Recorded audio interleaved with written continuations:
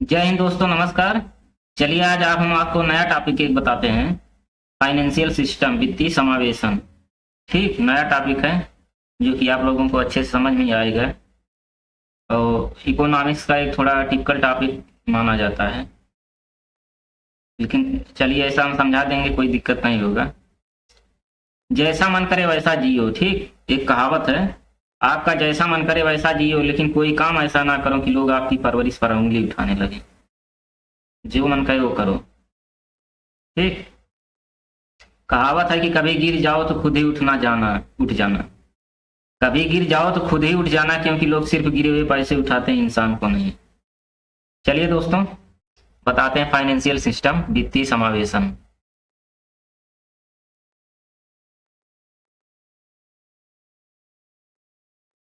ठीक,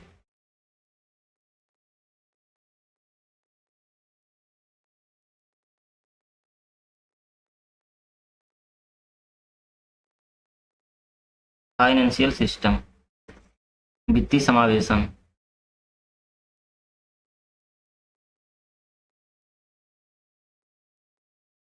नहीं, financial system नहीं है, फाइनेंशियल इंक्लूजन। ये गलत हो गया।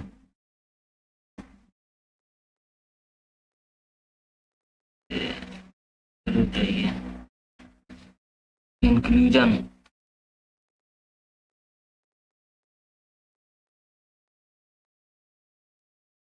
इंक्लूजन। चलिए, वित्तीय समावेशन हो गया। चलिए इसको बताते हैं। वित्तीय समावेशन को आरबीआई ने अच्छे से जो बताया है, वित्त से संबंधित है। आरबीआई ने जो इसकी अच्छे से परिभाषा दी है, तो पहले हम आरबीआई के अनुसार ही देख लेते हैं, उसके बाद ही अपने अनुसार देखेंगे। ठीक, चलिए आरबीआई के अनुसार देख लेते हैं आरबीआई क्या कहती है। आरबीआई मतलब वित्तीय समावेशन से अभिप्राय यही है, आरबीआई जो कहती है कि जो जो है अल्प आय तथा कमजोर वर्ग के लोग हैं। ठीक, थोड़ा ध्यान से समझिएगा। जो अल्प आय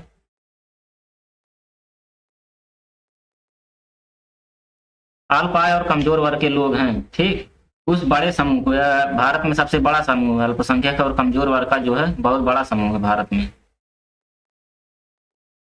ठीक, भारत में बहुत बड़ा समूह है।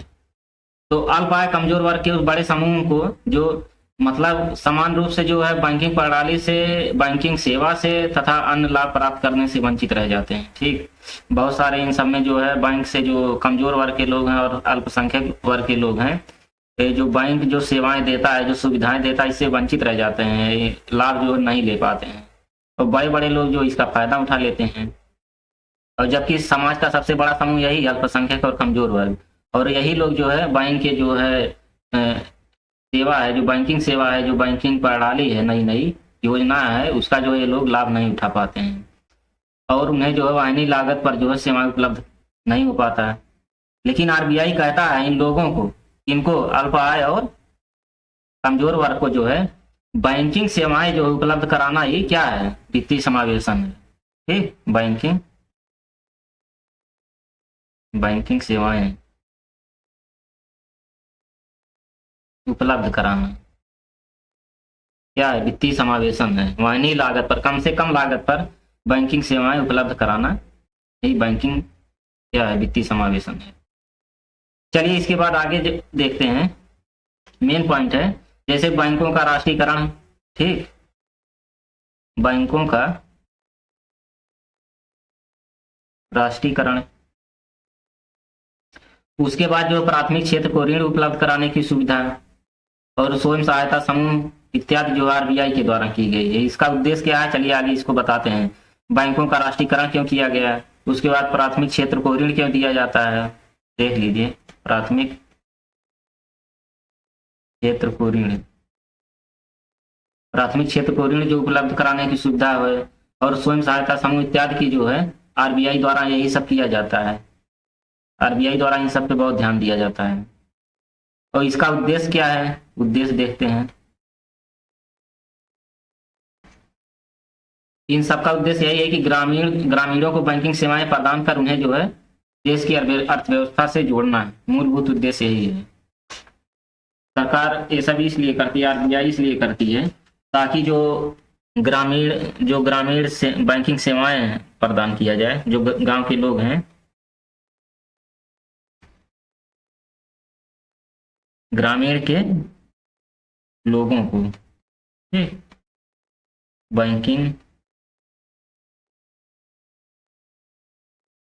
बैंकिंग सेवाएं प्रदान करना और अर्थव्यवस्था से जोड़ना है। सेवाएं प्लस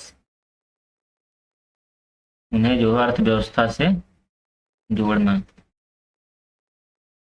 यह मेन उद्देश्य होता है। और दूसरा प्रमुख उद्देश्य क्या है? जैसे जो लोग शहर में हैं या अर्ध शहर क्षेत्र के जो गरीबों की जो बैंकिंग सेवाएं हैं उन्हें प्रदान करना। जो शहर में है, शहर एवं अर्ध शहरी,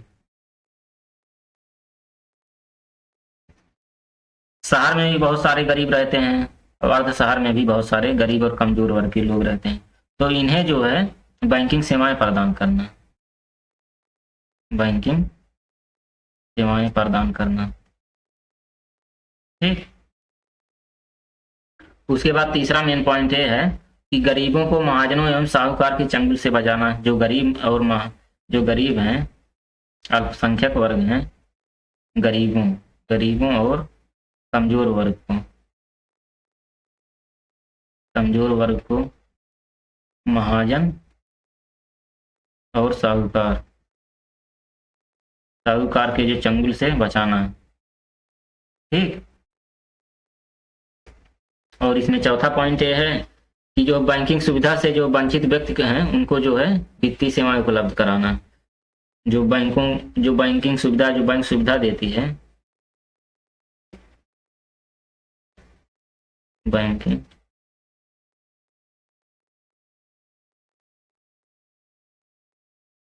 बैंकिंग सुविधा से वंचित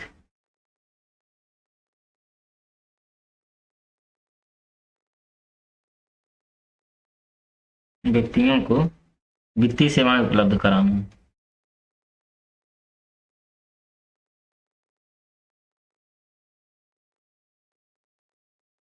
वित्तीय सेवाएं उपलब्ध कराना। चलिए अब इसके बाद देखते हैं जो कि वित्तीय समावेशन का जो महत्व क्या है, ठीक। आरबीआई इतना जो है सब कुछ करती है, इसका जो महत्व भी देख लेते हैं। वित्तीय समावेशन का महत्व क्या है? वित्तीय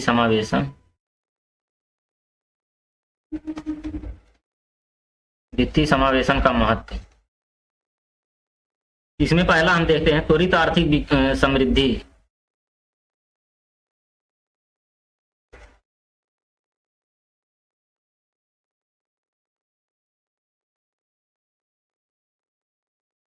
त्वरित आर्थिक समृद्धि क्या है, इसको देखते हैं।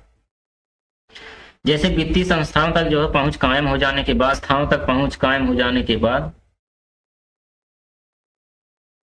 भाई मेन पॉइंट तो यही है, जैसे जो गरीब और कमजोर वर्ग के लोग हैं, जब तक वो बैंकों तक उनकी पहुंच सुनिश्चित नहीं होगी तब तक उन्हें बैंकिंग सुविधा नहीं मिल पाएगी।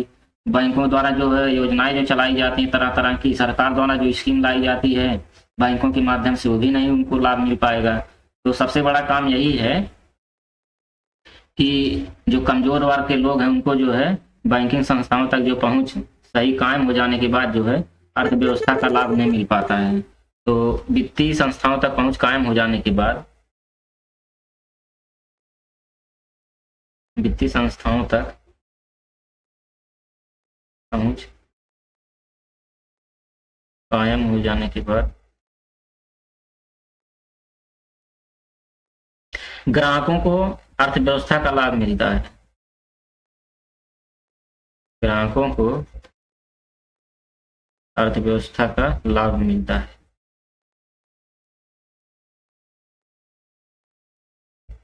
ठीक। उसके बाद दूसरा पॉइंट इसमें है कि गरीबी उन्मूलन।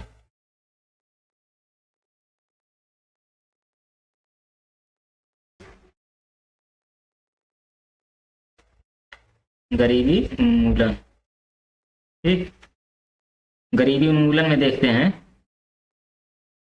कि गरीबी दूर करने में वित्तीय समावेशी की बहुत ही बड़ी भूमिका है। इसकी जो है वित्तीय समावेशन में बहुत बड़ी भूमिका है गरीबी उन्मूलन की, गरीबी दूर करने में, ठीक। गरीबी दूर करने में इसकी बहुत बड़ी भूमिका है। जैसे जब आप जो है जैसे आप आय के समान वितरण और सामाजिक न्याय की बात होती है, तब वित्तीय समावेशन का जो है प्रश्न जरूर आता है। तो गरीबी उन्मूलन में जो है बहुत महत्वपूर्ण भूमिका है। चलिए देख लेते हैं। गरीबी दूर करने में महत्वपूर्ण भूमिका किसकी है? वित्तीय समावेशन की। ठीक,